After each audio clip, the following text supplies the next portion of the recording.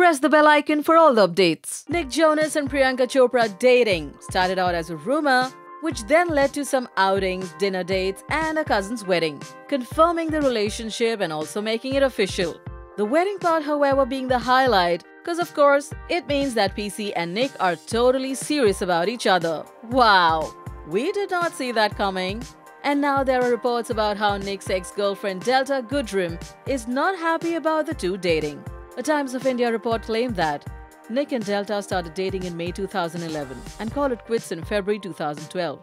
Delta was hoping to reconcile with Nick when he came to spend time with his brother Joe Jonas in Sydney.